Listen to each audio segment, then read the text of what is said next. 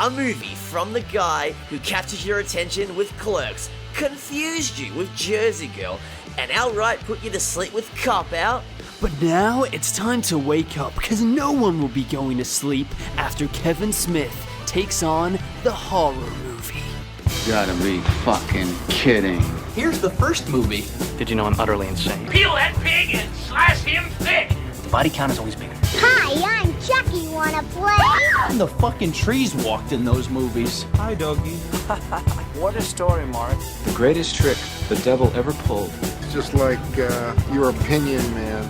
Life moves pretty fast. If you want your sequel to become a franchise.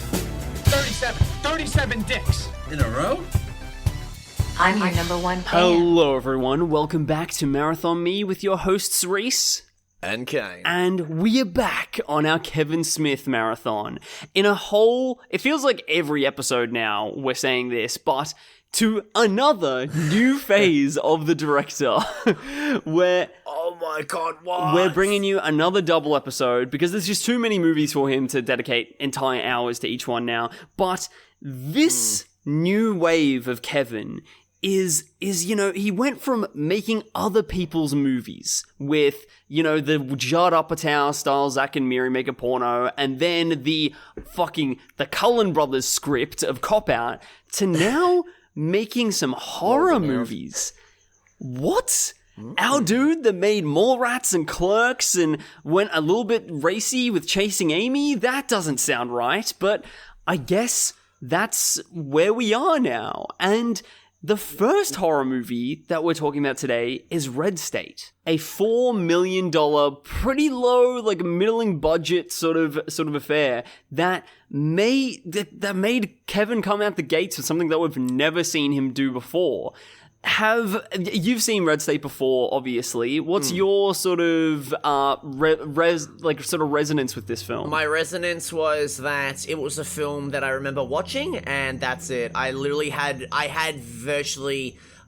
even really remember much of my opinion on this film 5 years ago. I remember being excited to go in because I at least wanted it to be better than Cop Out, and I remember liking it more than Cop Out, but I knew the general outline of the plot, but it really didn't stick out to me all that much. I kind of just forgot. It kind of just was forgotten with time for me personally. What about you?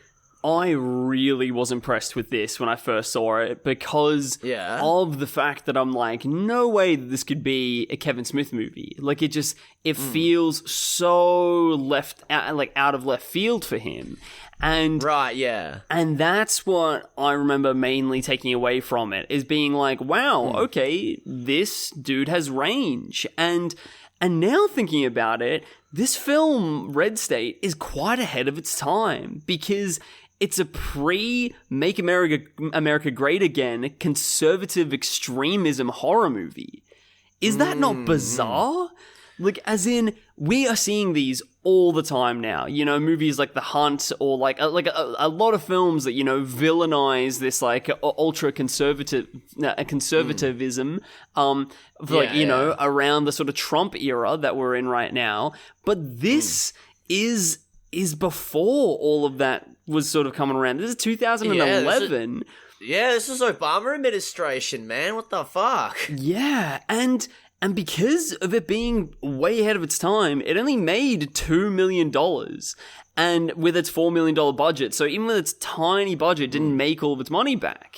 And I find that really interesting, is that this gritty new take for Kevin didn't really see much of a pickup, even though that in Kevin Smith's opinion, to this very day, this is his favorite film that he's made. This, he thinks, is the best film that he's made.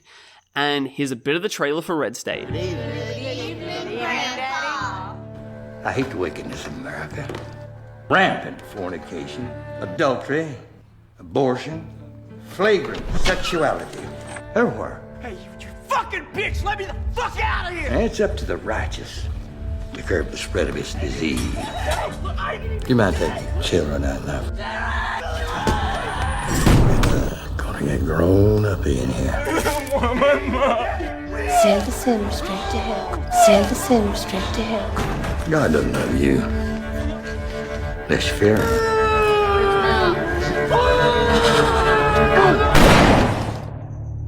So maybe Kevin's favorite, but Kane, is it your favorite? No, definitely. I don't even know why I hesitate. No, definitely not my favorite from Kevin Smith. But I thought it was fine. I thought it was okay. Like, it's like, I can understand the sentiment where it's like maybe it's his favorite that he's made, because it is such an interesting left turn for the director, especially, you know, post, like, arguably, like, I mean, I don't really know how much Cop Out made when it came out, but I know it did come out to critical panning and whatever. But to come out to make a film that veers in such like a different direction compared to what he just previously made with Cop Out is something that, you know, I admire and I respect, and I'm like, you know what, I appreciate the vision. His best though, like his best movie though, again, I didn't make this movie. I didn't make it, but his best, no, I can't really say that. I liked it. I thought it was fine, but it just didn't really. A lot of it just didn't really hit for me, and I'm having a bit of a hard time wondering why. Honestly, I felt that way when I watched it last week, and I'm still feeling that way now. So, you know, okay. Are you on the same boat, or clearly by the tone of your voice, you clearly have a different opinion, so spit it out, son. Can you see, though, how as a filmmaker, if you've made this, that you could look at it and be like, this is my best movie? Like, do you, like... I like, in terms of, like, how, like, in terms of, like, you know, I guess... Especially like, you know, after his experience on his previous film, like, I can understand that sentiment. Is what I'm trying to say. Okay, because I think that it makes total sense, because this probably feels the most cinematic at this point in his career, definitely, that he's made. As in, with, like, Cop Out feels probably, in a weird way, the most professional that he's sort of made, but it's terrible, and it's terribly put together. Yeah. With this, like... Yeah, of course. It has a lot going on in the actual... The camera does some talking here, where Kevin Smith movies aren't known for the camera doing much talking, right? Like, as in... It's all very basic and standard, and, you know, a couple of people are in a room having conversation. Like, that's usually what most of his scenes are that he's ever directed, where this has more going on, and, like, I think that there's a lot of tension, and I can see how he could see this too, right? Like, tension being built through the actual direction of this movie. But sorry, I'm beating around the bush. I'm talking about how he would be seeing this, but how I saw this, I think it's populated by brilliant moments, but quite rough around the edges. Overall being, I think, a very good movie. I really like it. I really, really like Red State. That's good. No, that's good. Like, again, that's the point I want to try to get across with us talking about Red State. That I don't dislike it. I had a good time with it. It's just, there's just something about it that just wasn't clicking with me. But I don't really know why, because there's a fair amount that I do like, in the one being the camera work. I think the way that it's shot and the way it looks is one of its strongest suits, honestly. I think that the pacing, for the most part, I really like as well. Like, it's a very cleanly structured film, I think. Like, that there's, like, quite solid phases of this movie, and it moves quite quickly, and there's interesting, like, I think it gets you thinking about different things in different parts of the movie. And I really like that. As in, it's like, focus on these like 3 young boys, and then focus on the church, getting to know them, getting to have a little understanding of them, and then focusing on, like, the FBI sort of situation. And it's almost like the 3 acts are quite cleanly separated in that way. And it's weird that the credits actually, like, list out the cast in 3 different sections. Did you notice this? No. I didn't stick around for the credits. You know me, okay. Reese. You went. I'm a bastard. You were right into Tusk after that. But on the cast, there's subheadings of sex, religion, and politics. And every single cast member falls into one of those categories, which I thought was really interesting. And, like, you can see, right, how they would divide that, right? Members of the cult are in religion. People that you meet that in like a sort of normal like sort of world are sex, and then politics are all the FBI people, and like the cops and stuff. And yeah, no, that makes sense. And I feel like that this, what an ambitious project to go on, right? With never having done anything like this before, and it felt like he was trying to challenge himself, right? I feel like he's trying to challenge himself through this whole thing, and I was along for the entire ride. And one thing that immediately struck to me is when we go into this film, right, and we're introduced to our three main, like, sort of main characters in the sex sort of world of things. Like, as in the sort of outsiders, the normal boys, people. The three boys. Which, did you know that, like, when first watching this, like, in, like, fucking, I think I probably watched it for the first time in 2018 or something, is that, like, these were three nobodies. And now they're all, like, known people out of these three actors. Yeah, no, like, well, I recognized two of them. One of them I knew as Kyle Gallner, like, because he was in, like, a bunch of horror movies, you know, that of Jennifer's Body, the Elm Street remake, and, like, even made an appearance in Scream 5. Not Billy Bob, or Billy Joe, whatever the hell the mullet kid's name, the tall kid's name was, but, like, the like, you know, the kid that, like, the first kid that we see in the movie, I'm like, this fucker looks familiar. I've seen him in something. Dude, it's the fucking kid it's the main kid from Sky High. I know. Which, like, dude, I've never seen Sky High, yet I was like, that face looks familiar. I've seen that face before. What the fuck, bro? And then in Oppenheimer as well. He's like, he's in Oppenheimer? Yeah. He's one of the sort of military dudes, sort of same sort of role that Matt Damon plays in the movie and all that sort of stuff. Interesting. Wow. And okay, so Billy Bob, I'm pretty sure that the character's name is Billy Bob that you were talking about.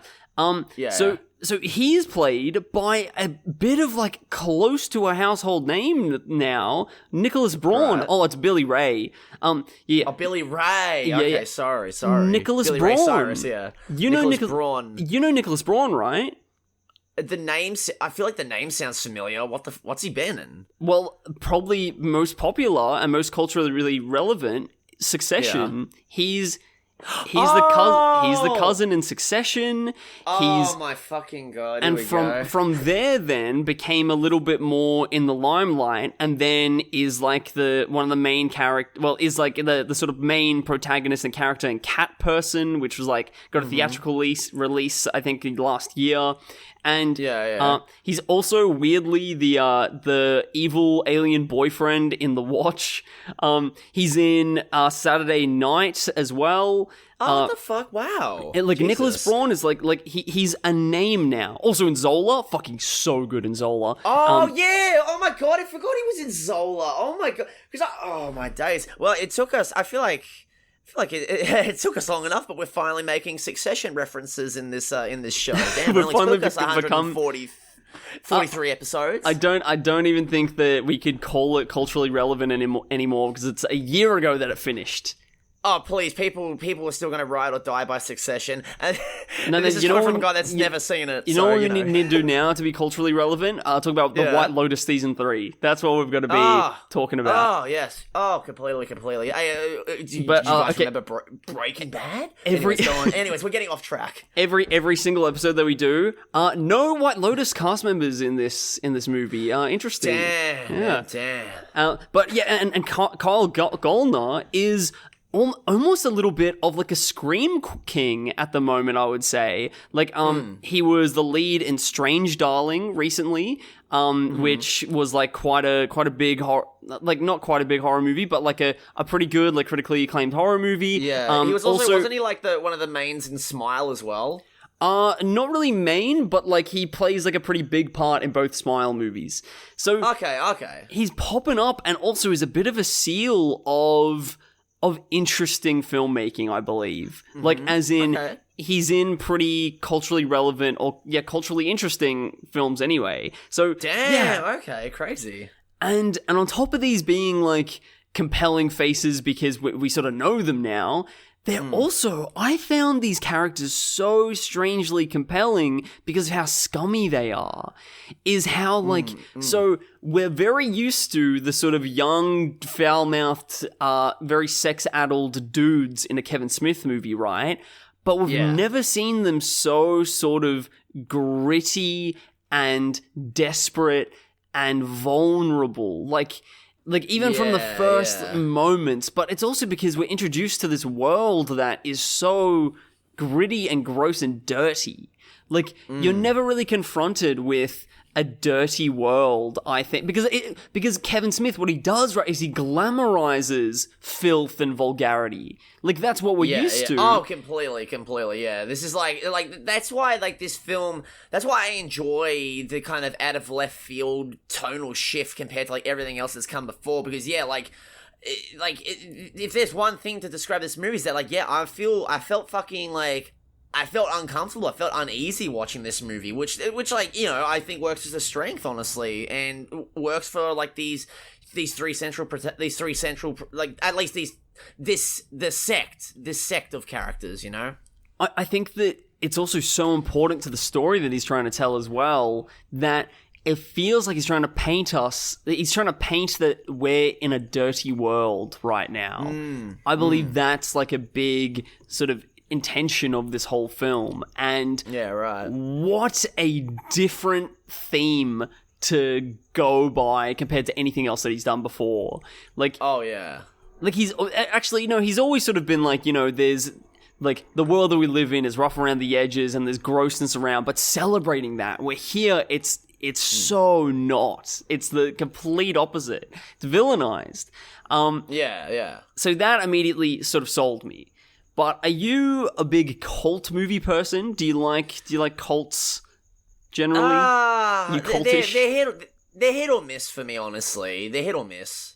I think that I'm very intrigued by the whole like cult storytelling, right? I think that a lot of people are, right? Like, I think a lot of people really, really are drawn to the whole cult thing, right? I think that it's our fascination with true crime and psychology and like how people can be so wrapped up in some sort of sect or institution that sort of seemingly came out of nowhere. And I think that they do the cult here pretty well. I like what they're doing. It feels... Sorry, you go first. I was going to say it feels a bit amateur-esque, I think. Like, and the whole movie sort of feels a little bit amateur-esque, but I like what they do with the cult. It works for the... Because, like, with... Like, especially with this cult in particular, it feels like something that, like, a cult that could really pop out. Because it's not like, say... because like going into this movie, I kind of knew, you know, I knew it was like, you know, focusing on cult kind of stuff, and I'm thinking like, okay, they're gonna have like a huge. I went in thinking that it was remembering it being like a huge like Jonestown or like Waco style kind of cult, you know, with like tons of members, you know, a full militia kind of thing. But really, it's just a bunch of townsfolk. Like, I don't know, maybe like, what, like 10, 15 people kind of thing? And it feels like the most, like, as you said, amateurish, but realistic in a way as well, where it's like, this feels like something that could happen. Like, you know, if I was living in a small town and I was watching this movie and I'm like, ooh, this hits a bit too close to home kind of thing. Like, it feels like, you know, like scarily authentic, I feel, for like for what Kevin's trying to do, display with this type of cult, you know, compared to something like, I don't know, like say like, something like what, like the cult Midsummer or whatever, you know? Yeah, it's like, I think that's definitely where the film's rough around the edges sort of becomes really clear, right? Is when we see it, that when we're first introduced to the cult and they're protesting outside of an abortion clinic, I'm quite sure. Is that it? Yeah. Yeah, probably. And like, there's heaps of them. Like, it's like an army of people. And then we go to like the actual church and we see inside, and then it's like a chapel with fucking 10 people in it.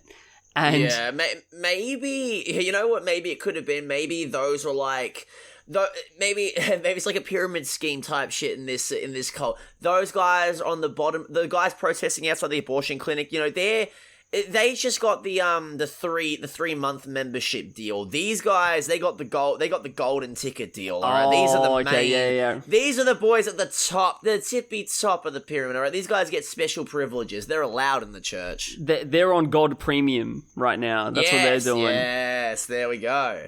Speaking of premium, this also starts a love affair between Kevin Smith and the actor Michael Parks. Who, after working with him, Michael Parks plays the pastor in this. After working with him in this, he becomes obsessed with him. He feels like he just is so happy and proud of his work with him, thinks of the performance that he gives. Like he's going on record saying like, you know that fucking pastor scene where he's just going on doing his monologue? That's an Oscar-worthy moment right there. That's a scene that he should have gotten an Oscar for, man. And like interesting. He swears to God that it was Oscar-worthy.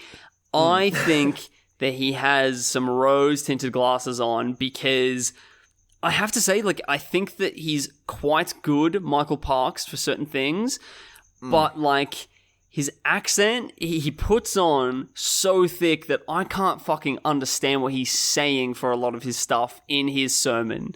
Do you agree? Yeah. Not really on my end, honestly. Like, I can understand him fine, and like, I don't think, like, I'm gonna go on a limb here. I don't think personally it was Oscar worthy his performance, but I thought he was really good in this. I thought he was believable as this, this small town fucking doomsday fucking preacher kind of thing. I bought it. I thought it was pretty good. Pretty captivating. I joined that cult. No, I wouldn't. I would not. He gives everything he stands for. I stand against, guys. All right, but it was a good performance. He gives a good like direct to DVD performance where like seeing I feel for a film of this sort of level, he it's good. He does well, but I'm not going whoa. Oh my god. Yeah, no. Sort of thing. Me neither. No. And he there's a moment where the pastor literally teleports in this film when the cop when the cop arrives. Oh my god, yes! Did you notice this? What the fuck was that? Yeah, when fucking Badger from Breaking Bad comes up. What? Yeah. Badger Officer Badger comes and he approaches the front gate for the chapel, and they're looking at him approaching the gate from a little monitor, and then it cuts from like him walking up, and then the pastor's just in front of him, just like that. He's that in tune with God. That guy was like, all right, I'll let you have this. I'll give you this one teleport fucking buff. All right, you got one teleporter movie. Doesn't work. One. Yeah. And like that is, I think that embodies the sort of lack of attention to detail in this film. But that rough around the edges, as you mentioned, yeah. But it focuses in different places instead. Like I like the whole concept in the first place, right? That for people that haven't watched Red State, I should have probably done this. I want to get back into saying the actual plot of the movie and like a little synopsis at the start of these episodes. But essentially, it starts with these three boys who hear that they can get laid by finding these like desperate, horny women on the internet that want to fuck them. And basically then tech savvy super bad basically starts off with. Yeah, it's sort of like that. And then they chase on essentially like Craigslist this woman that wants to like sleep with all of them. But then it's this weird sort of bait and switch moment where they get there to this trailer to then hook up with this woman, and she's a part of the cult. So they kidnap them, and they're like an extreme conservative cult that they want to essentially purify the land and the earth and get rid of gay people, like sexual philanderers, and anyone that goes against like these ultra-conservative religious sort of ethics, right? Yeah. Free the world of sin and everything. Yeah, and it's terrifying because even though that they're quite vulgar, these three main characters that we see, you can't help but see that they're just sort of boys. They're like, they're gross, gritty kids that then sort of have lost everything potentially because of this disaster. And I think the horror of this scenario is effective. I was affected by it. I am terrified that they're going to be killed and murdered. And you think potentially it's going in like this torture porn Saw sort of direction. And that's what this movie does really, really good, I think, and does really well, is going and bouncing between genres. Going from one thing to the other, and tones, like tone shifting quite often. And I think it does it in a really like convincingly and effectively jarring way. But yeah, no, I like that he's playing around with these kind of different horror tropes and everything. I guess some of the more, extreme kind of horror tropes. And,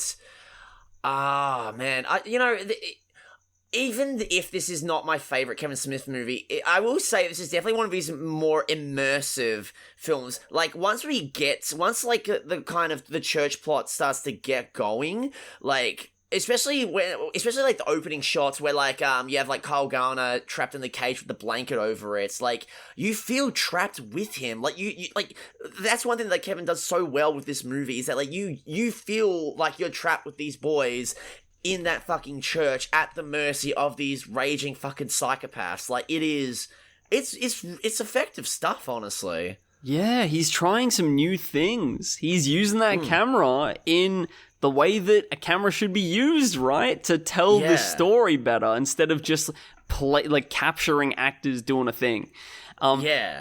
And I think the intensity is high, man. Even after already having seen this film, I'm still like, oh fuck, I don't know what's gonna happen. I don't know what's gonna happen to these boys. I'm so nervous for them. And a moment that I think is a freaking brilliant moment is, so it gets really intense when like the boys sort of get out of their captivity and they run away and they're able to sort of evade these people in some sort of way. When Nicholas Braun gets out of his like cling wrap ties, and then he runs away and he's like, I'm sorry, I gotta go, I gotta leave. Oh yeah, that is a great sequence. And you don't sort of know the layout of these corridors. So there's, you see like the cult members running through the corridors underground, as well as Nicholas Braun in his underwear, and he feels so vulnerable, and you feel like that they could run into each other at any moment. You don't know what's gonna happen. Oh my god. And he finds a dark room, and he doesn't know like where he is, and he's slowly backing off, and then the lights come on, and he's in the armory. That reveal, brilliant. Yeah. Best fucking, like, the best use of space and place that fucking Kevin's ever done is that moment.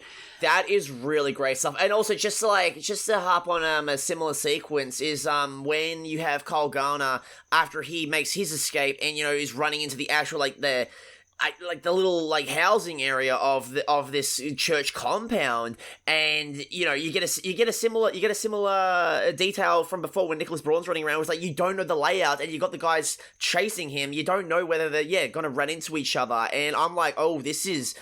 My palms are sweaty right now. All right, good, Kevin. Kudos to you, man. Fucking hell. I don't know if Kevin's made me sweaty before, other than maybe like the Zack and Miri making porno, but that's a different type. But there's like sweating out of dread this time. Yeah, and like I can't help but be impressed, and also the balls that this script has as well to go in directions that you don't know it's going in, like that.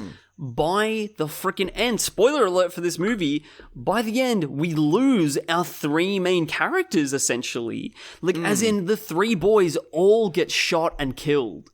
And it starts with Nicholas Braun in the armory, that it's so quick and swift and fucking, like, you get whiplash with how jarring it is, with dude that comes in the room, smashes the door in, one shot in the head, dies, but then, and how fucking dark it is too, that then his dead body accidentally pulls the trigger of the AK and then shoots the cult member in the same time. Yeah. It's so chaotic and it fucking fills you with adrenaline. So much adrenaline going on here. That's one thing I really enjoyed about, like, because, like, yeah, when you mentioned that, like, you know, the three main boys die, one thing that I really appreciate about this film is that, like, whenever there's, like, any kind of deaths, especially with, like, the main characters, they're, like, it's just so matter-of-fact and just feels just so, like, you know, boom, it's done. Like, it felt so fucking real, where it's just, like, no fanfare, no, like, dramatic music or anything. I mean, another thing I gotta add is just, like, there's no, like, dramatic music during, like, any, like, these shootouts or chases or anything. It's just pure sound design and just like dread and silence, apart from, you know, obviously the panting, the running, the gunshots and everything. And there's just it didn't feel glamorized. It felt like you're almost watching like a snuff movie or something like that. It felt very real and it very effective, honestly. Oh my god, yes. And then like Travis gets shot in the front yard when you think that he's like getting out and he's gonna be safe, and like you're like, he's so close, and then just like brutal shot to the head, blood everywhere, and you feel like and then that's so it. That's taken it. aback. Nothing more. Like, we don't look like, or hear about finals- Travis again. No, legit, and there's no, like, final struggle or, like, there's no, like, last words from any of these characters either when they die. There's no, like, why? Or, like, oh, I miss my mom, or something like that. No, it's just, they're just, boom, just done, just gone. Like, fucking hell, effective as fuck, man. So raw. It really, like, something that I think fills me with dread when films do it is showing, like, the sort of vulnerability and fragility of human life, right? When it feels like that there's just such a thin little veil between life and death, and that in one unexpected moment it can just switch. And fucking, I was not expecting Kevin Smith to do that.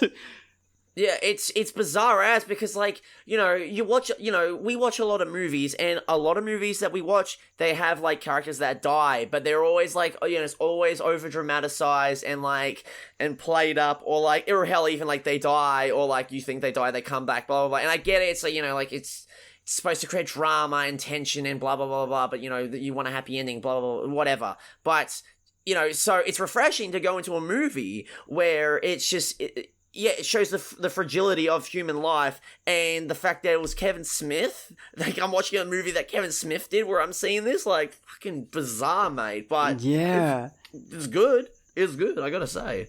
And then the movie shifts to this, like, shootout movie, where that goes for, like, about half an hour. Just this, like... intense shootout, and there's always action going on in the background when all the negotiations are going on in the background, and discussions and little, like, personal gripes and stories that are happening a lot, like, it all when in the background there's potential human lives at risk. And I love that then there's this point where you realize there's no good guys anymore. Like, everyone is sort of a bad guy, because there's, like, the cult members, of course, are brutal, misguided, and, like, murderers. We've lost all the boys. Besides Kyle Gollner, he lasts the longest, but also is, like, not a very good guy. Like, he's refusing help. He's literally just like, man, he's literally like, I don't care if, like, these kids die kind of thing. Fuck this shit. Yeah. Exactly. And then the FBI as well are like this like corrupt sort of government body that it's easier for them to just kill them all, because... Well, what it is like, it's because they don't want bad publicity for, like, I think, what was it? I think, like, fucking up the negotiations. So it's like, okay, they shot first, and the story is we're gonna go in, and then everyone's dead, including the fucking hostages or innocents or whatever. Like, it's fucking grim, man. Yeah. But it's something that does happen, and... it's probably fucking... I mean, not to repeat myself, but fucking grim, man. You have no one to really root for anymore, right? Do you want the FBI to win and kill these kids? Or do you want the cultists to win and then be sort of spread proven their message right? further, kind of thing. Yeah. That too, man, yeah. And And there's only really one character left that seems like that they're of like a good moral person, who is this young woman, right? The person that's sort of in charge of keeping the kids safe. Yeah. And then even she is fucking killed and shot in the head, and it has no final last words, and like, like she dies. And the moment that she gets killed, along with Kyle Gallner, the last of like our protagonists, it's the day of judgment that then seems to occur. These grand big sirens start playing over the like from what seems like the sky. And we haven't even discussed yet too that fucking John Goodman is in this movie. How? Yeah, like, no, our boy, fucking angry fucking dude from the Big Lebowski is in this, playing the right side of the law? Question mark. Like, yeah, he's sort of like our almost replacement protagonist, and then again, like we're made to think like, oh yeah, he's a good, well-rounded, like he's a guy to root for, and then you're not sure anymore because it's like he's willing to he's like, fuck, if I don't take these orders, then it's like that's my job on the block sort of thing, and it's oh, can we root for this guy that is happy to like selfishly allow these fucking kids get killed? But I really liked John Goodman in this. John Goodman, I think, incredible actor, right? I think awesome screen presence. That goes without saying. I mean, like John Goodman's just like fucking great in anything, man. But like, yeah, like that. Like say like John Goodman, good actor. It's like water. It's saying water is wet, son. Yeah. Have you seen 10 Cloverfield Lane? No, but I have heard he's incredible in that. So good in that. Oh my god. That's it was very much making me think of that, as well as it being like, you know, around like same sort of era, only 5 years apart, where John Goodman's a little bit skinnier than how you sort of remember him. Yeah. Oh god damn, that's been on my watch list forever. Fuck me. And I thought it was such an interesting portrayal, right? That when we think the Day of Reckoning is here, it's like all the people left are sort of like the impure, the evil are left on Earth. And like, even though that I've seen this a handful of times, it still like filled me with, oh my god, I gasped when I thought I was going to see the apocalypse happen in front of me. Right, yeah. What do you think about that? I mean, I think he's a good singer. Like, it's a good ending for the film, but that's not the ending of the film, is it, Rhys? Oh, I know. It's not the ending. It's not the ending of the film, and it kind of kills any kind of weight that sequence would have had on me, because that proper final scene, I wouldn't say ruined the movie for me, but I was like, okay. Like that. All right, I guess. That epilogue, that's a fucking cop-out, right? That's what it is, though. That's what it is. It's like the thing that I think I got from that ending epilogue is that they're Kevin's like trying to fucking make a point, but either I don't remember, or I was just like checked out at that point because I was like, oh yeah, I forgot this is how the movie actually ends. But like, it didn't do anything for me, and it ruins the impact of like just all the momentum and the impact that the film was having beforehand. That it like just left a bit of a sour taste in my mouth, and it's not even like the worst thing I've ever seen or like the worst way to end a movie, but like just didn't do it. It just grinded everything to a halt, really. I didn't mind the choice to make it that ending, but the execution of just the zero subtlety, direct exposition of John Goodman explaining to the character, like a new character comes out of nowhere of these other two fucking FBI agents that are like interrogating and like are having a discussion about what actually happened at the fucking chapel with John Goodman, and they're like, but John Goodman, what happened that day? And he goes, well, you know what happened? It was actually a big misunderstanding, and then blames it on these college students that were playing a prank.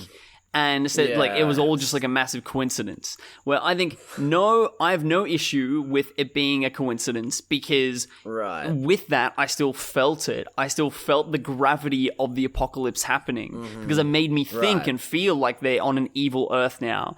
But the fucking way of just like explaining it in a slab of text is really fucking lazy, I thought. Yeah, no, it was very just, it was just lame. It was honestly just lame. And even like, it's just me. Like, this is how I feel. I just end the film after the fucking horns go off. I don't need any of that epilogue. Yeah, thank you. Yeah, that's a fucking perfect right there. Just leave it ambiguous, honestly.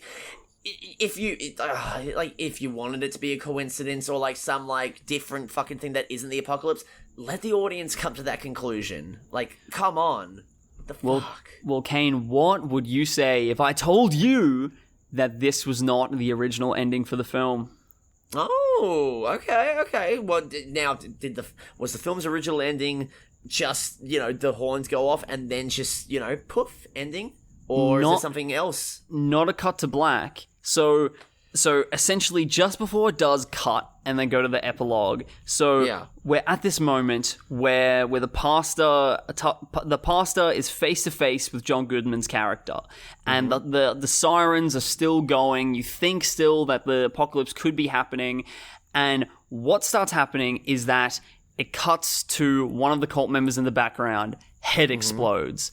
Other cult member, head explodes. Head explode. FBI agents, head explodes. Everyone, the pastor, his head explodes. It's just got John Goodman that's left with all these people dying around him. He sees with the pastor's head that explodes, he sees behind him the angel of darkness with a big, massive sword. He is the person that has been exploding all these people's heads. Shit.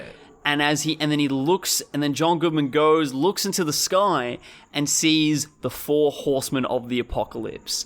It is Judgment Day, and it's the end of the world. The apocalypse is beginning. You know what's funny is that, like, I know for a fact that, like, because that does sound pretty cool. I know for a fact that even if that was the original ending, I maybe would have bitched about that as well. I probably would have. Honestly, I that's cool. I think I like it. Just leave it ambiguous. Honestly, I think just leave it ambiguous. AKA audience at home, I'll never be happy. You can include the actual apocalypse ending. I'll still bitch and moan about it probably. Kane, as a big conservative that you are, I think you're just offended by this anti-conservative film. Oh yeah, completely, totally. Yeah, you're like you took off your MAGA hat as the film ended, and you're like, not mine, Kevin Smith. I was fucking living, mate. All right, I was preaching Trump 2024. I was. You're the preacher. That's a joke, audience. That's a joke. I of course would have preferred this original ending with the 4 horsemen. I think that's awesome. I think that's the way to go. I love a fucking needle drop of introducing a mysticism into a movie that wasn't there before, and it takes you off guard, and it shifts your perspective of the world that you've just viewed in this film. I love that, and also that was Kevin's original ideal ending anyway. But what he explains is that this ending would have cost more money to put together than the actual film cost in the first place. Yeah, so, I was thinking it was probably going to do with budget, Yeah, just this scene alone, he projected that it would just cost way too much, be way too complicated, and so then he said, nah, don't worry, we'll cut to he's in a courtroom instead. It's fine. But leave it ambiguous, because with ambiguity, right, is that all this stuff still could have happened, right? Exactly. That's where I would have chosen to believe that the apocalypse was going on, and in the ambiguous situation. And like I feel like that also that would stick with an audience member a lot. Like obviously, if they had the 4 horsemen ending, of course that's going to stick with people. But like having it in with the courtroom scene, and then like Michael Parks in prison singing a church hymn and everything, like that's for me, it didn't stick with me. It didn't stick with you from the sounds of it. Like, no. leave it ambiguous, because then it gets people talking, and it's like, how it would have left us talking, being like, oh, Rhys, how do you think this film ended? Kane, how do you think this film ended? Like it would have been a great talking point. Yeah, agreed. Sadly, we live in this world, and I think that this is the unfortunate thing with is that this is a film that suffered from the small budget that it had. Like, Red State potentially could be a film that has a lot of cultural prevalence to this day, very ahead of its time, but only had $4 million to make, which is less than Mallrats had. Like, that's... Oh, fuck. Oh, shit. Yeah, damn. Yeah, that's pretty nuts. But my overall feelings with this movie is that it's messy, but I think it does have substance. And I think what the film sort of says is that, like, anything can be real if you believe hard enough in this, and it can push us to dark places. Is that we're watching a bunch of villains, right? All evil characters, evil people, but they all think that they're fighting for the right thing because they believe hard enough. And what an ambiguous ending also would have done positively for this and for this theming is that, like, for me, for a few moments in this film, the apocalypse was happening. I believed that it was happening because the last little bit of innocence was sort of taken from us. And then it sort of goes back on its theming a little bit with this epilogue too, which overall, very upsetting.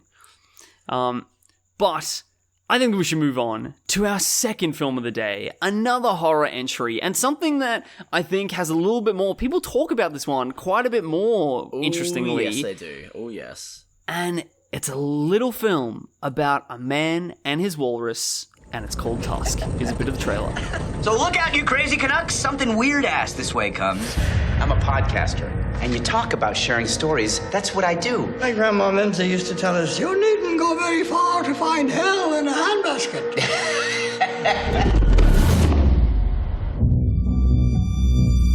But you say you do these comedy podcasts. Could this just be for grins and giggles? We do a podcast, but he wouldn't take something this far.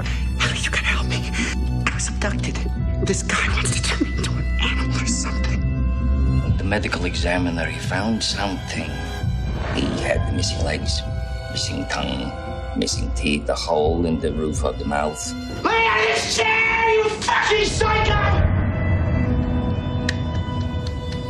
So, after Red State, Kevin had a pretty big break. He had a 3 to 4 year hiatus of filmmaking. It's when he got the most immersed in all of his extracurriculars. His podcasting, his TV show. He had, like, his own personal Kevin Smith brand, because the internet is in such, like, a booming point right now. He could make a very comfortable living off of being Kevin Smith. Not making Kevin Smith movies anymore. And he was quite comfortable, vibing out. Also, massive stoner at this point. Like, we're really in, like, Kevin Smith as a stoner era right now. I thought he was always in that stoner era, personally. No. Well, he never smoked weed until Zack and Miri Make a Porno. Really? Yeah. Wow. Yeah. Okay, I probably should have brought that up in the Zack and Miri episode. I guess I just assumed that just because of his affiliation with Silent Bob. So wow. Okay, surprising. Okay, wow. Zack and Miri. Let me guess. It was from Seth Rogen. Yes. No wonder that this man became a stoner after that. He shared a joint with Seth Rogen and realized, man, I like the guy that I am when I'm high. And then sharing a joint with Seth Rogen would turn any man into a fucking Wake Baker, I think. And then it really changed him. He says as a person, like he really really likes the Kevin Smith that he is now. So like this, and it makes so much sense, right? Actually, perfect segue into Tusk is that. Do you know about the conception of this film? How it came to be? I'm pretty familiar with it. It was like what, like a joke idea on a podcast, and like asking like the fans, like, would you guys actually want to see this? Like, this is a ridiculous idea. Is that like, am I on the right path? Yeah, you're all across the walrus yes situation. Okay, good. Just want to make sure. Good. So they're essentially like fucking a stoned Kevin is spitballing with Scott Mosier on Smodcast about this hypothetical, ridiculous concept for a movie. And at the end of the episode, he goes, "Well, everyone, after listening to this, hashtag me if you think it's a good idea and you want to see the movie, walrus yes. If you don't want to see the movie, hashtag me walrus no." And the next morning he woke up and he had hundreds of walrus yes hashtags and only one walrus no hashtag. And apparently they only voted, they said, really, we're a walrus yes, but to support the democratic process and respect it, we wanted to vote walrus no. So respect. He took that as a sign that it's like, okay, I'm coming back, baby, and I'm coming to make Tusk. Damn, fucking what a fucking origin for a story, for a film. Fuck me. I know, right? And it is like, so there's also a documentary called Walrus Yes, directed by Jason Mewes, which is pretty much just like a different behind the scenes footage taken on set, with a little bit of backstory from everyone about the conception of the film. And I thought it's quite nice though that Kevin takes this as like a nice anecdote of being able to share the entire creative process with his audience for the first time ever. Like they were literally there from conception all the way to it becoming a physical thing. That's pretty cool. And he really, really prides himself on being able to take people through that now. And in the internet age where, you know, directors and stars and actors, these creatives that we know, they're no longer just like a celebrity face that we see in magazines, but they're people that we can interact with online. And I feel like that this movie being a complete like direct result from like the internet is a nice culmination of this thing that's been building, I think, with Kevin Smith through like his entire filmography, which is sort of his fascination with the internet.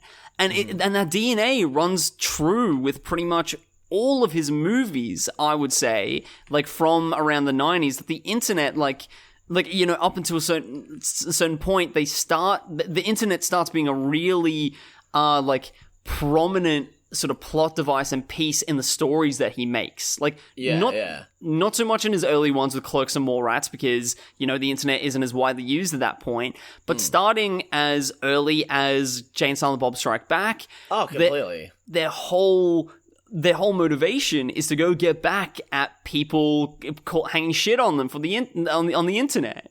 And then there's freaking, even in Zack and Miri, Miri goes viral because of granny panties, and everything has like there's this internet DNA, and then he becomes such like a creature of the internet with his podcasting and everything, and now makes a product of the internet, which is Tusk.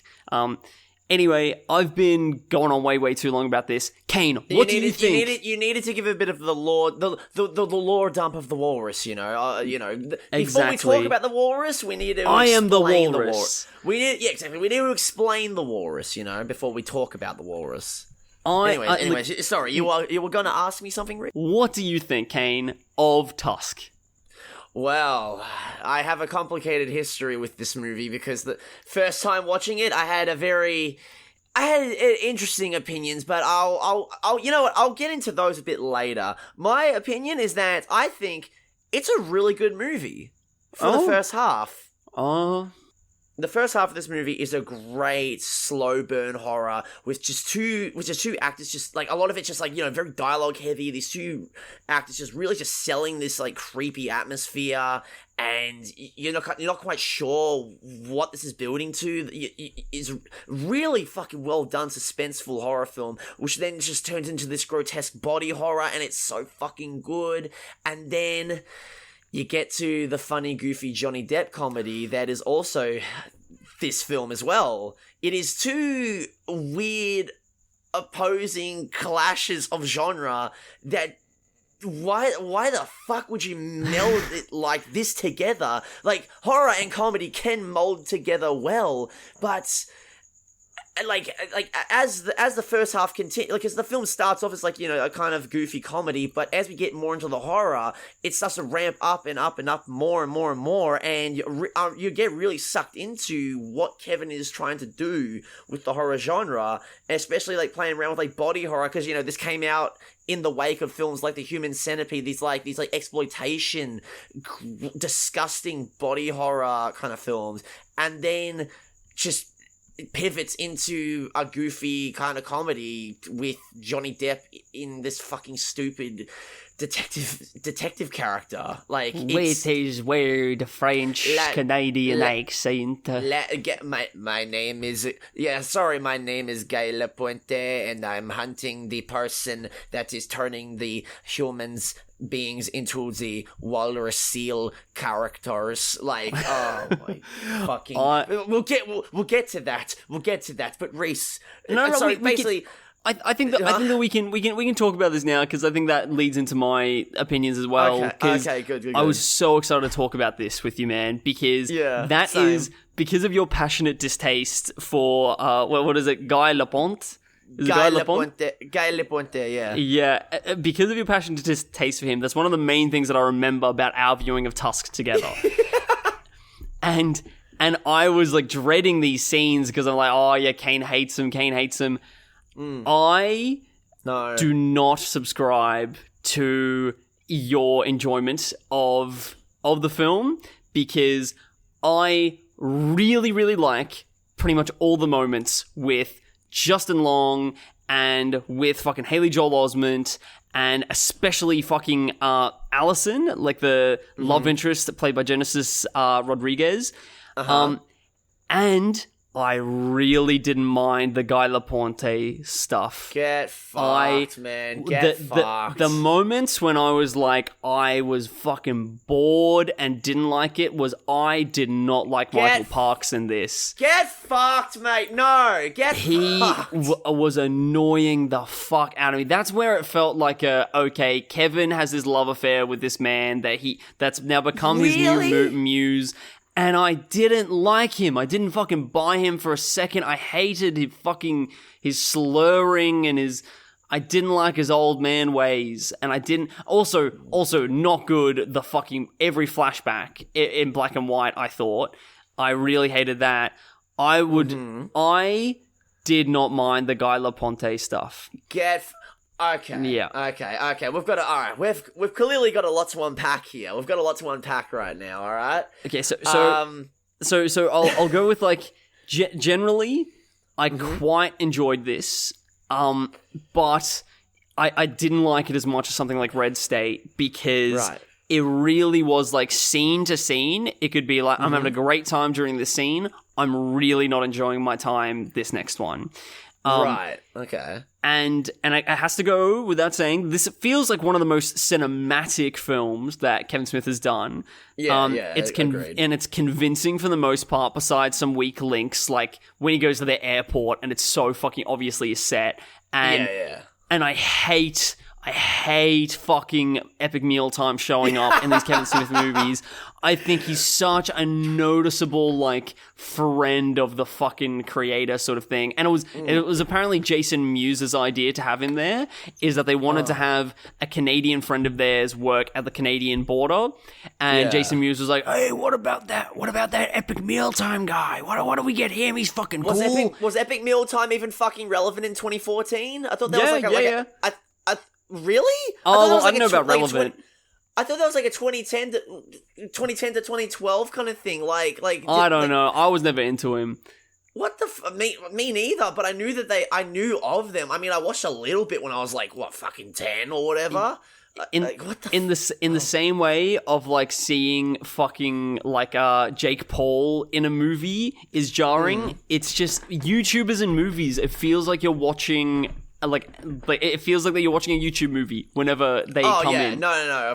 Oh yeah, no. I will not defend. I won't defend the Epic Mealtime cameo. It was humorous, but not for the reasons that the film wanted me to find humorous. Is like, you know, all the jokes that he's making and blah blah blah blah. No, it's just like, oh, it's Epic Mealtime. Huh? Why the fuck are you in this film? Go away.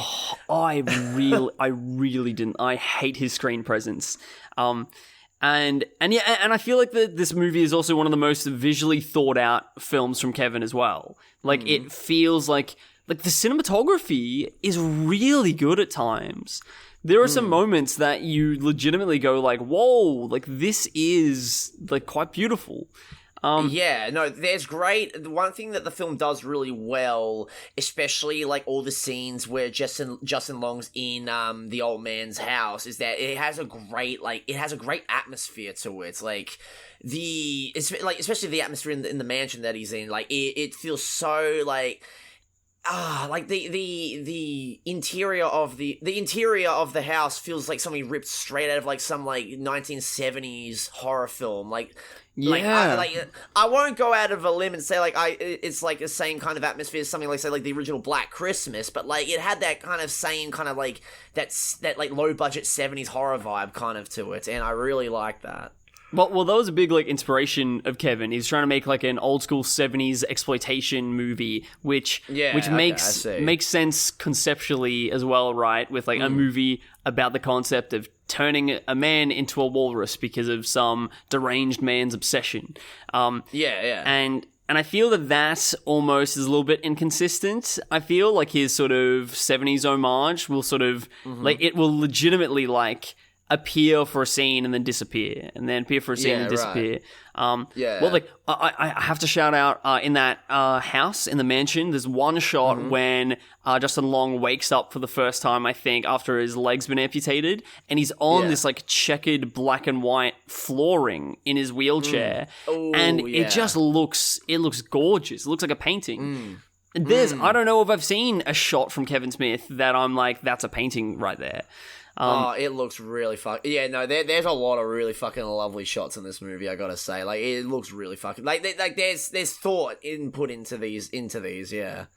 It definitely is in the tonal inconsistencies as well that it's not great. Is that it loses momentum, right? You lose the fear factor or the comedy of it all. Like, it'll decide to be light 1 minute and then it'll decide to be quite bleak the next. Like, completely. Like, I don't mind the kind of the jokier stuff at the start. The Epic Mealtime stuff's fucking awful, obviously. But like, the opening stuff with like, Justin Long and Haley Joel Osment, doing their podcasting stuff. The Nazi party. Yeah, the Nazi party. Like, I get, like, obviously, because, a lot of, like, fucking so many fucking horror movies start out like that, all, like, jovial and, like, lighthearted to get you sucked in, and then, like, sweep the rug from out under you when the scary stuff starts happening. And then also, of course, film with, like, podcasters and all that, I'm like, oh my god, it's Marathon Me, but it's Justin Long and Haley Joel Osment, like, literally us, oh my god, what the fuck. It is a bizarro, like, Justin Long is me in this situation, right? And then Haley Joel Osment is you.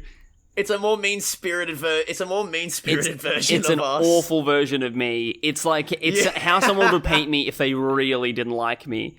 Oh my god, yeah.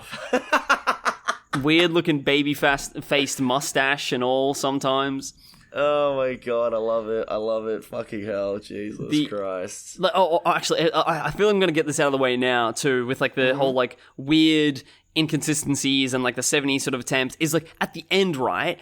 The final scene is, like, a quite intense, potentially horrific scene with, like, the walrus fight, and then like, you have Haley Joel Osment and Allison that are, like, rushing to the mansion with guns now, and there's all these weird sort of 70s cop show zooms, like, when they turn a corner and upstairs and shit. I noticed that, what the fuck? And it's like, why are you bringing this out and introducing this now? I don't understand. I was so taken aback by it. I'm like, what the fuck are you doing? It's so unnatural. It doesn't, inorganic in the whole film. I needed to get that off my chest.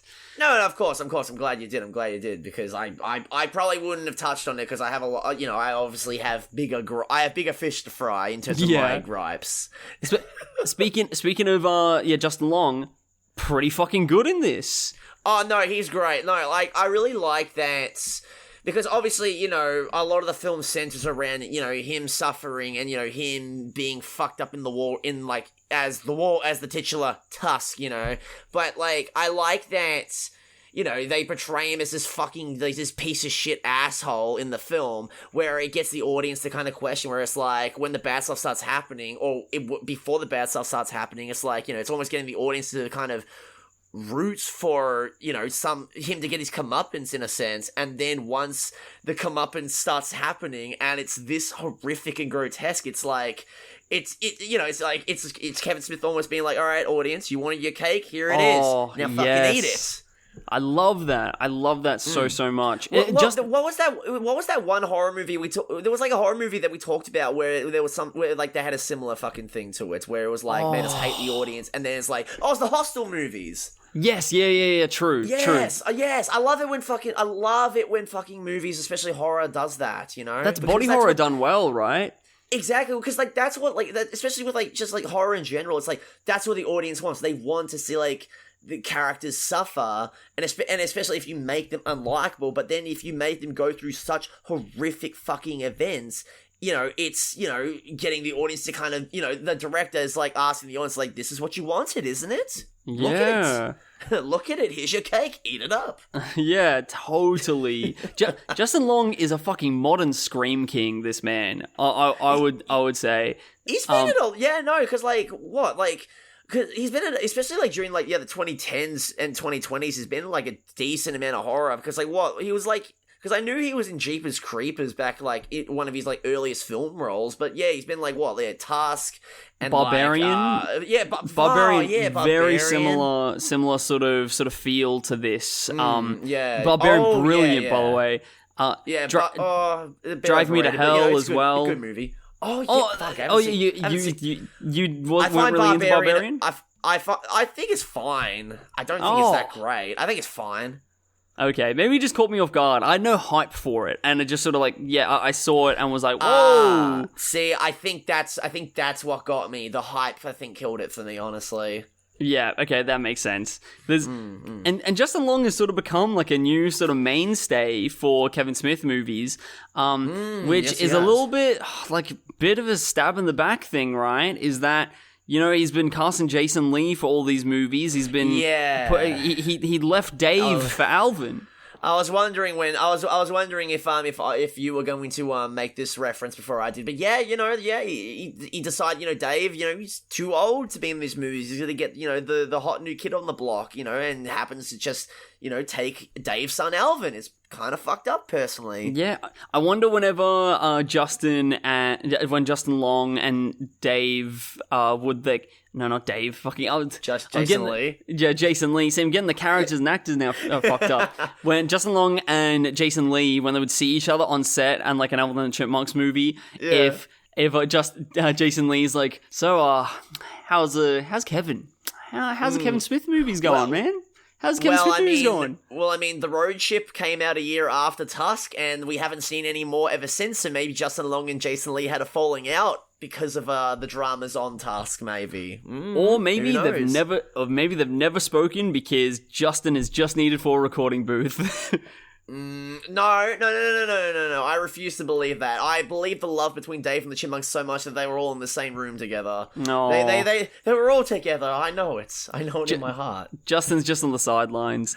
Okay, so my favorite thing in this movie, the Allison and Wallace relationship in this film, which is like the strain. It's like how Wallace sort of is getting drunk on power and sort of taking advantage of his relationship with Allison, and you can see it in those really vulnerable moments when it cuts to them talking about their relationship and all these sort of things, how she doesn't want him to go to Canada and all this stuff.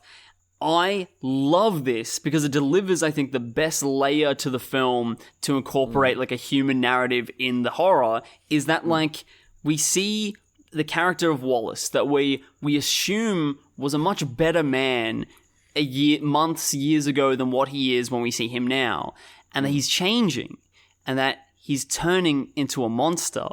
And then the film takes that literally and turns him into a monster.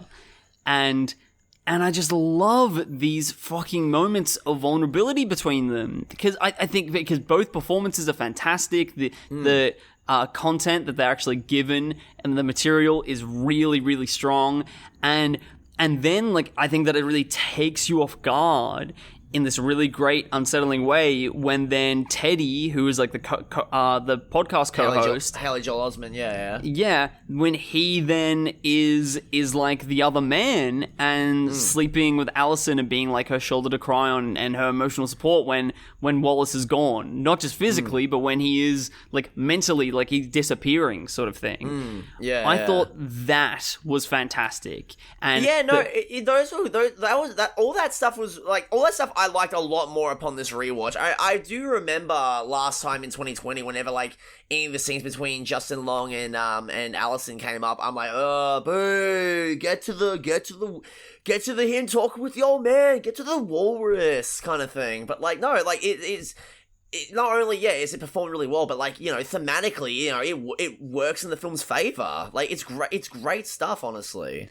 Also, to give us that long take of Allison looking dead in the camera. Oh, that was... I remember hating that scene back in 2020, and then rewatching it this year, I'm like, what the fuck was Kane thinking, bro? Like, that's just really... Like, it's really good. It's really good. It's upsetting. It's unsettling. And it's also just performed really fucking well. Like, what the fuck? I'm like, this is the most artistic thing Kevin Smith has ever done. Yeah, exactly. Fucking hell.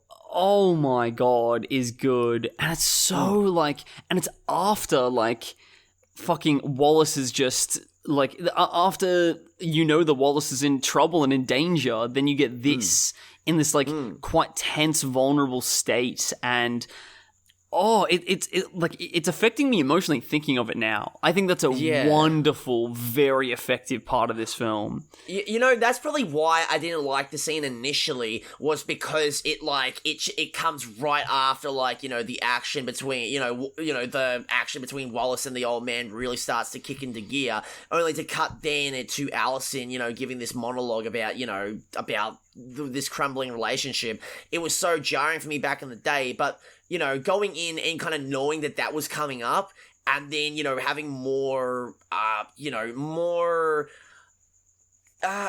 just more knowledge and appreciation for just like filmmaking than, you know, compared to like 2020, obviously, you know, having liked films, but, you know, like a lot more knowledge nowadays, where it's like, you know, this is well done stuff. This is great. Like, this is more of this, please. More of this. It's also just getting, when you get older, right, too. Like, when you're... Oh, yeah, completely. When you're even a little bit younger, and I mean, like, even when we're fucking 18 or something, it's like, when you're watching a horror movie, sometimes your mind can shift and be like, I just want to see the walrus shit here.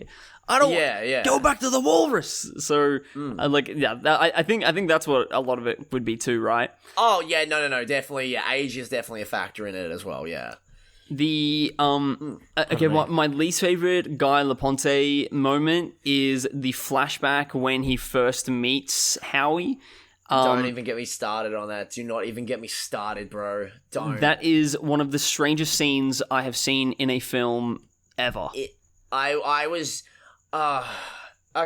so, alright, so what? We're gonna start talking about Johnny Depp now? Yeah, go for it. Okay, so, unload. Alright. Okay, so... 5 years ago, having watched Tusk, I knew about the Johnny Depp stuff, okay? I knew about this weird Johnny Depp character that was going to be in the movie, okay? So I knew that, you know, people weren't a fan, so I was prepared.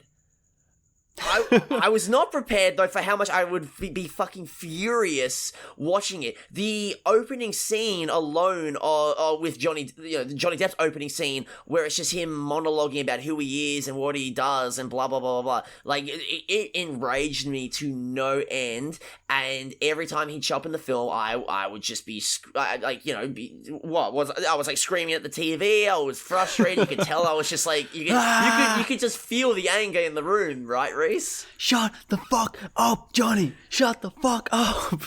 Okay. So you have quotes and everything. Beautiful.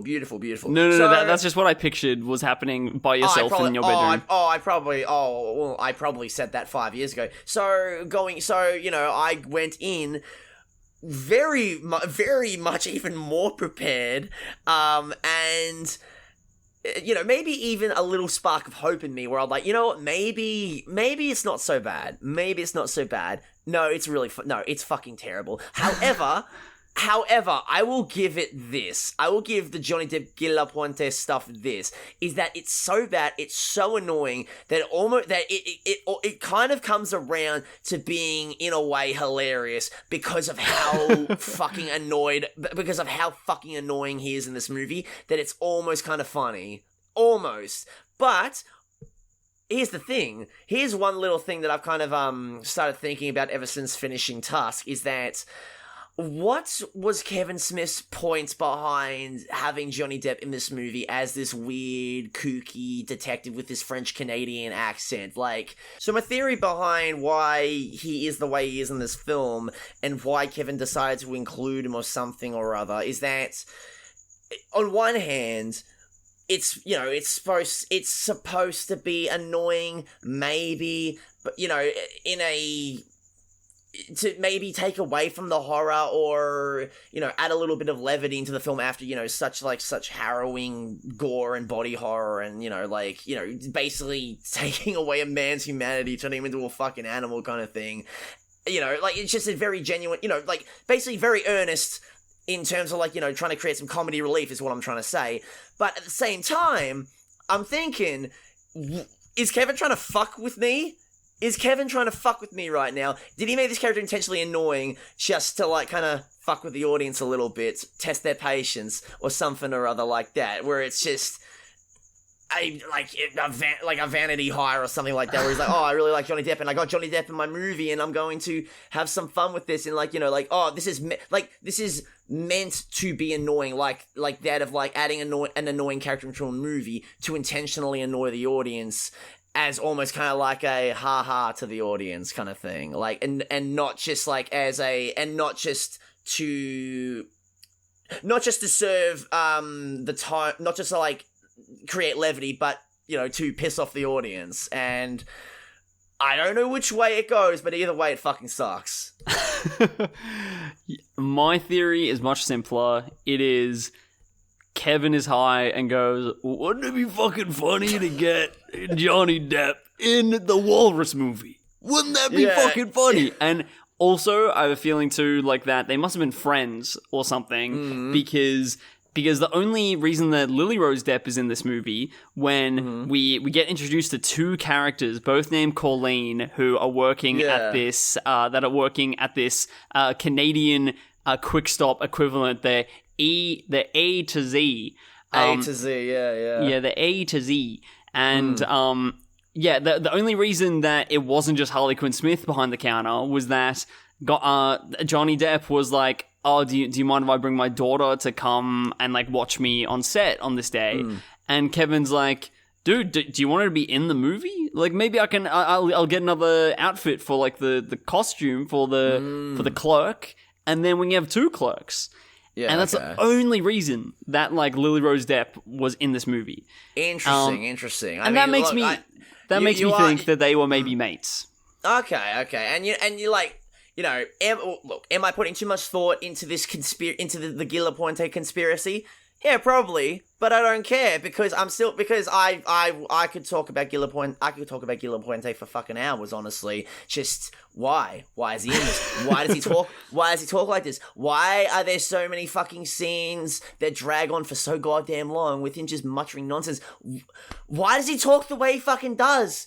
The accent I don't mind, but it's just he talks in just this weird in these weird broken sentences that just go on for too long.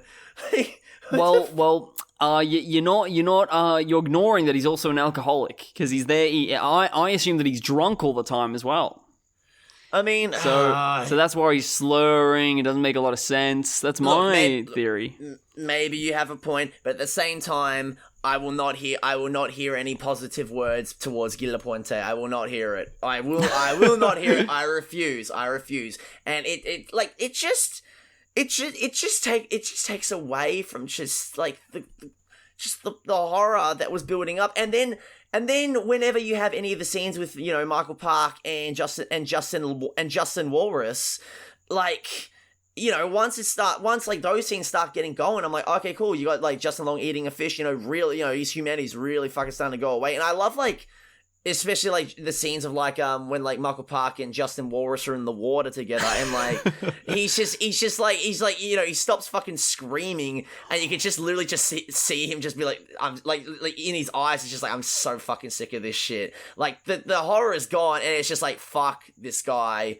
I want to kill him. I have to kill him. Like the fear is gone and the rage is set in. Like that is some great stuff. Like great facial acting from great like eye acting from Justin Long, and also like obviously like I can't believe it took me this long to get to this, but like the suit, holy fuck, it's so good. It's so good. It's like just the right amount of like a tiny bit goofy looking, but also looks fucking disgusting. It's campy, right? Yes, that's perfect. It's campy. I love it so much. And it's just like, it's what I find really campy about it is how you can see like ears in random places and shit, where it's just like little gruesome details that honestly don't really make any sense. Like it's like, why are you using fucking like the skin of an ear on here? Whatever. It's some very little details all over the place that are very, very interesting, right? And completely. And it does, like, it captures your attention. I think that like a worrying thing, right, in a film that the whole movie is building up to like the half man, half walrus, and sometimes when a whole movie's sort of hook is that, when you see it, it can become quite underwhelming. It still captures me every single time. And like it's an like the Justin Long Walrus is an image that, like, you know, is something you don't forget. You don't forget it. And I think that this film has a little bit of like a cult following, like bit of like creepypasta weird thing going on, that it's like, I think quite well known and spoken about in the sort of like weird cinema, body horror, iceberg sort of conversation. Yeah. Oh, yeah, no, definitely. And it's weird. I think that it's just because I was introduced to this movie first as like a Kevin Smith movie rather than in that context. I find it difficult to see it as that. I can see it, like, because, like, I remember, like, hearing about this film when it was coming out, about, like, oh, yeah, like, you guys ever see The Human Centipede, where they turn people into a centipede, they're going to turn a man into a walrus, and, like, you know, as a 13-year-old kid, I'm like, what the fuck? How are they going to do that? But then I never ended up watching Tusk until 2020, you know, as a Kevin Smith fan, so, yeah, I can see, you know, people going into it with the interest of like, oh, man gets turned into a walrus, but as a Kevin Smith fan, it's like, it's hard to see that, put myself into that perspective 100%, you know? Yeah. It's Kevin Smith's second most watched movie on Letterboxd, and like, oh wow, just a little bit behind Clerks. Wow, okay, damn. So everything else is watched much less. Damn, okay. I mean, I could see why. I could definitely see why from, like, yeah, like, that kind of community. But, yeah, like, it's hard to see it as anything but a Kevin Smith movie with Justin Long as a walrus and Johnny Depp as a funny, epic detective who I love so much. Fucker. You didn't even... In your massive rant about Guy Lapointe, you did not even... You did not even mention the weird flashback scene. I don't want to talk about it. It's fucking annoying. It is so annoying. It's probably the worst scene in the It's probably like the worst scene in the fucking movie for me. Like, I was angry. I hate the conversation that Johnny Depp's having with Michael Park. I hate his stupid fucking... I'm not gonna say that word. I hate his stupid simpleton accent that he's doing, voice that he's doing in the movie. Oh my god, a spider. You getting the spider? I don't understand the point of this scene. I'm not here to exterminate the spider insect. It's not part of my jurisdiction. It's like, oh my gosh, like, oh my god, please. It goes for so long and has no point. Has no fucking point. Well, the only point of it is to like, it's because Johnny Depp says Guy Lapointe says that like, I have met this serial killer once before, I think, and it's like, that's it. That's all you need. Or, you know, maybe have the scene be like 30 seconds long or something. Or if you're gonna have him meet the killer, do it differently. Don't do it the way you did it, Kevin. Like, what the like, why? Hurts. Weed. Yeah. Hi, you mean, not why. Oh, yeah. Yeah. There's, God. But, okay, did you find this, before we close it up, did you find this scary? No. I found it creepy, and like, you know, there was didn't scream. There was not.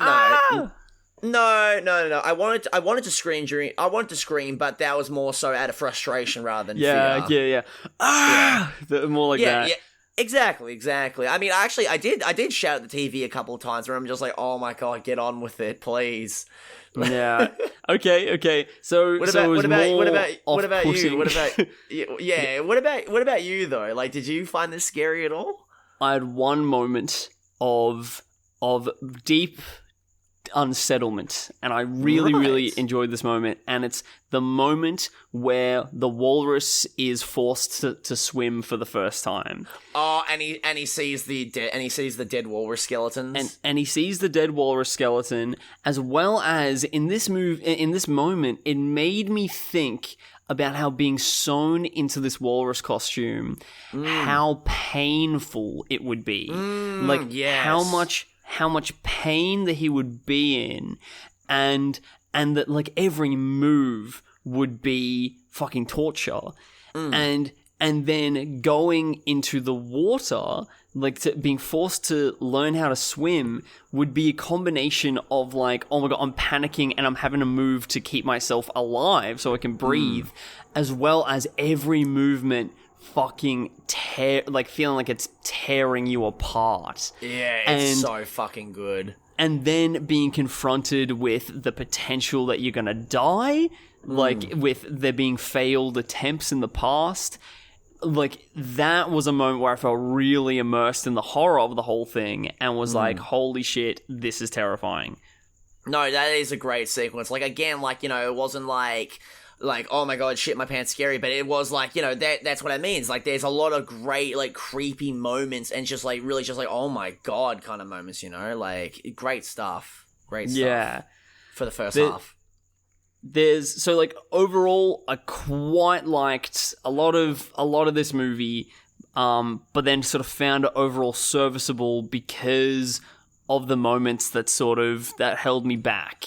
There was a lot more active unenjoyment here than like since Cop Out, you know? Like, I haven't had that much sort of active disenjoyment, unenjoyment, unpleasantness since Cop Out.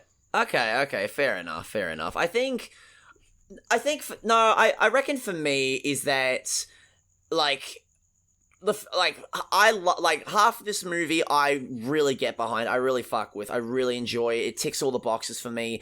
And I can't believe I'm saying this, even the Guy Lapointe scenes, as bad as they are and as much as I hate them, I can at least say that I enjoyed them more than the entirety of Cop Out, because I at least remember it.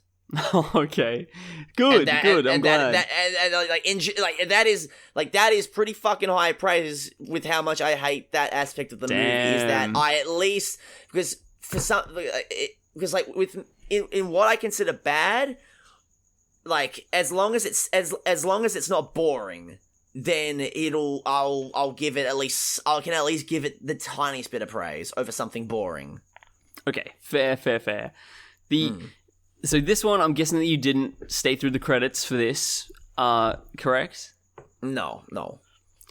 this one, definitely worth staying through the credits for it, just because eventually through the credits, it plays you the excerpt from the podcast called I think it's called The Walrus and I, is that what this this Smodcast episode is, where they sort of come up with this.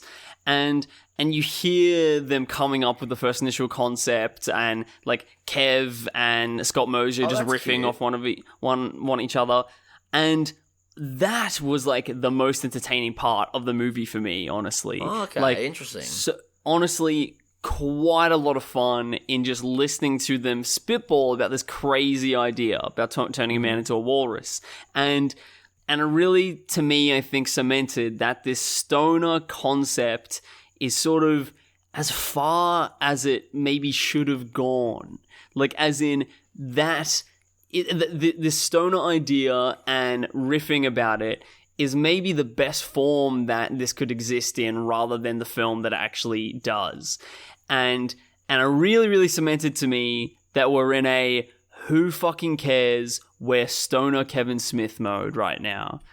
And we'll catch you next week for something that goes a bit deeper down the rabbit hole.